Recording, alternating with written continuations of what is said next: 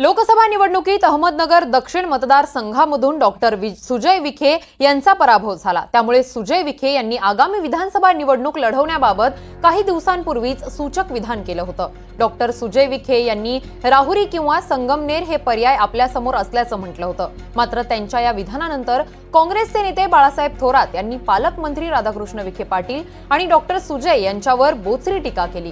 मुलाचा छंद असेल तर तो पुरवला पाहिजे अशी खोचक टीका बाळासाहेब थोरात यांनी विखे पाटलांवर केली। त्यानंतर आता राधाकृष्ण विखे पाटील यांनीही पलटवार केलाय। आमच्या मुलाचा छंद पुरवायचा की नाही हे तुम्ही आम्हाला शिकवण्याची गरज नाही असं प्रत्युत्तर विखे पाटलांनी थोरातांना दिलेलं आहे।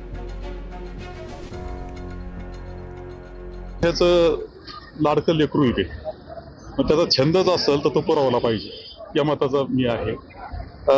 पक्षानं नाही तरी पालकांना पुरवला पाहिजे। तो लेकराचा छंद आहे आणि दोन ठिकाणी म्हटले ते वाटलंच तर छंद पुरवण्याकरता एका वेळेस दोन्ही ठिकाणी उभा करू शकतो, राहू शकतो, पण बालकाचा छंद तर पुरावा। मुलाचा हट्ट पुरवण्याचं काम वडिलांना आहेच ना, त्याची त्यांनी चिंता करण्याचं कारण नाही। त्यामुळे मला वाटतं की ते जे भ्रमात आहेत सध्या, तो भ्रम आम्ही लवकर दूर करू।